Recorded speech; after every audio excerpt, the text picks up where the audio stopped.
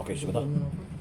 Okay, dinigabay na si Sir Chunulo El Solis Jr., ang LDM Assistant sa Molave DRRMO nga opisina. Labot sa katong lalaki nga na datugan no, sa flood or mitigation control sa maong area.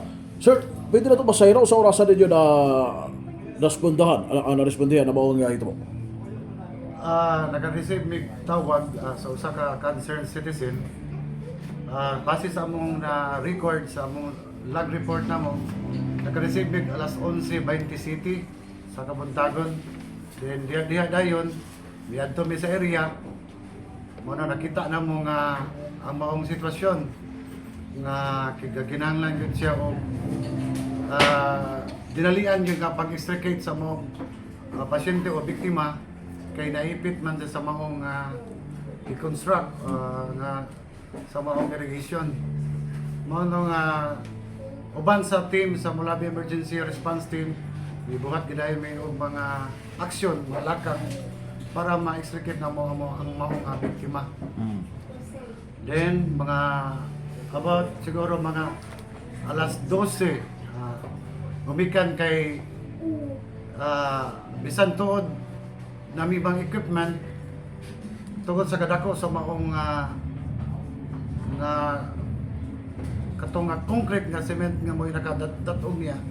Mo to nga nanginahanglan pa mi og mga lain pod nga mga manpower. Mo to nga mao nga pasyente na nakuha na mo siya sa iyang nahimutangan. Mga hapit na siya to alas 12 sa udto sa kaudtohon. Then gidala mo dayon siya sa among vehicle while nga nag-travel mi going to sa hospital sa Blancia Hospital.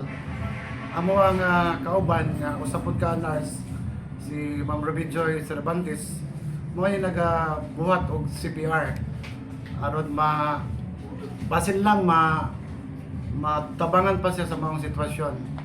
Then pag abot sa Blancia Hospital gitan sa mga doktor kung unsay mga vital signs niya o sa diyang na-declare or na kuha na sa doktor nga di on arrival na siya. Sir, today live adto nga nag-live sa Facebook dayon nga panawag og MDRRMO Molave. Kisa bay nag-inform ninyo before ang maong kita po? Through tawag dito sa mong hotline kay katong mga nag-live dito naboy mga kagsuna to nga mag-live lang po sila. Kantahay raw na to kung ilang gipang live gitawag tala din sa muang hotline kay ang kanang ako mag-live ta sa Facebook di man gino siya makatabang. May lang po unta og masipod ta og tanaw og Facebook nga wa po tayong trabaho sa muang sitwasyon diri sa opisina nang po may mga trabaho gud po. Mo na nga di po mi magtanaw sig cellphone based po sa mga nata sa government. Bawal gyud po na magsitag magtan-aw ta og Facebook. Mao na nga among gihangyo po ang mga katawhan kung doon naman kay mga emergencies kinahanglan mo tawag gyud sila sa hotline nato nga gi-disseminate sa matag lugar nga mao gyud among hotline. Dugay ang pagtawag ato sir, naabot sa diyo. Siguro wa mi kakuan kung unsay exact gyud nga nahitabo. Nakadawat lang mi og tawag, wala mi kakuan kung unsa yung orasa gyud nahitabo nga kato pag disgrasya. Amo lang gibasihan nga pagtawag na nakadawat mig tawag nga alas 11:20 city sa Kabuntagon. Diya dayon naka-respond ang team. Na kuan kami ato kay may kay klaro nga detalye bis protocol mo nga unta kung nay mo tawag mga tanang yun kami kung unsa nga klase nga accident kay para kuan mo daan mapangandaman mo kagaling mo unsa mga doon. Mo to pag abot mo sa area need gid siya og mga extrication device. Bato nga like ba na mga mibalik pod nga aron magkuha sa mga devices na mo pag-extricate. Mo to kad diha dayon mag-abot sa mga device nga mo extricate. Ubanan sa mga tao pod nga mga concern nga gitabang bayanihan nakuha ang mga pasyente. Kung sayo pa siguro to na na-inform mo o natawagan mo, possible mabuhi pa ang mga biktima. Posible siguro nga mabuhi or ma-extend pa yung kinabuhi or pupunta ka balo po sa po extend sa damage sa iyang lawas.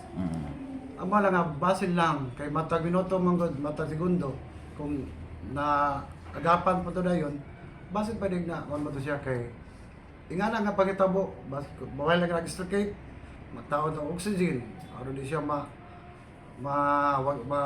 makuanan na iyang oxygen kay ang tao nga makuanan og oxygen siguro labing pila ka minuto sa mga 10 minutes 46 minutes kung ang tao wala na yung oxygen sa hang brain una gid siya mawala din siya yang panimuot niya. Trabaho dito siya, sir? Dito sa mga area, sa mga... Base sa pagkutanan mo itong mga nagtrabaho pa dito, ilama daw po itong foreman. Foreman to siya. Kaya itong nga time, schedule gid nila nga magkuha itong forma sa ilahang i-construct, ilang kuha itong mga plywood, itong mga kahoy.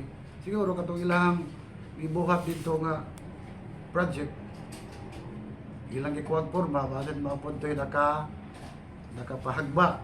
Pero anang aspect, wala kami idea kay from technical lamang kaay siya. Ang mga point toyo, katuyuan dito, kato ramang yung pag-save yun sa mga pasyente. Na-identify ba nato itong biktima, sir? Taga-asa o sa itong ano? Na-identify na mo si Nilo Dokoy, taga Purok 2, Bukayan, Dumingag sa Model Store. Nilo Dokoy. Foreman. Base na po sa istorya ato mga kauban niya dito nga nasa area. Okay. Sir, kasi yung naaning nga situation, no? Kasi doon kayo panawagan nga unahon yun ang tawag before ang live sa kung doon ay suluwason nga kinabuhi.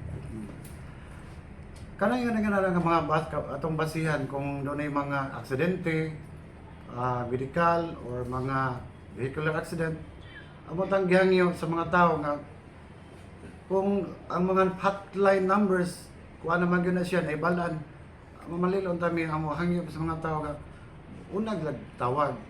Dili lang kay kanilang panahon na nga nahitabo na leksyon naman ta ang mga tao nga based sa mga videos nga makita na to sa Facebook. Sagaran ingon na gid nahitabo nga mag-video gudaan naulahi ng tawag. Siguro na may ubang nga mag-reels daw ingon na pero ang kuha magod ang kinabuhi sa tao magod matag segundo mga atong giapas. Ang unang gagangyo ang mga tao kung katong wala kay balo sa mga hotline numbers sa amo o sa ilang area, sa ilang lugar, sa ilang lungsod nga magpakisayod sila. Bahala ta taon taog, dili nila kaila.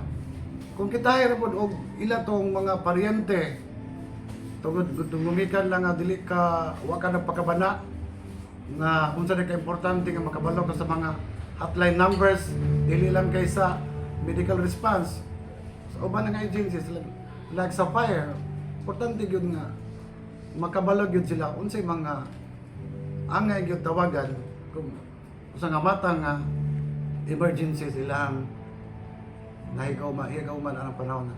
Sir, o si hotline ninyo, no? Yung mga naning hitabo diya sa direkta sa MDRM Molave. Ang hotline numbers na mo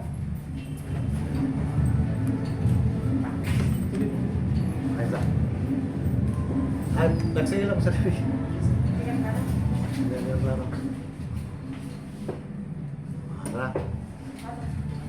Amo ang hotline number sa MDRRA mo Molave.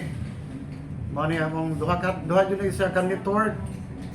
Ang sa Smart 0963 1149697 mao na sa Smart.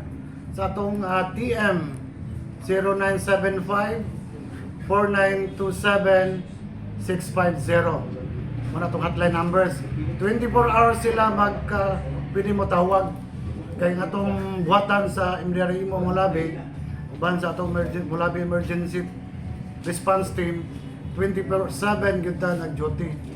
Nga mo na nga anytime mapanan mulat bumagyo na gyud ang MDRE mo mulabi. Okay. Sir, thank you. Salamat yun.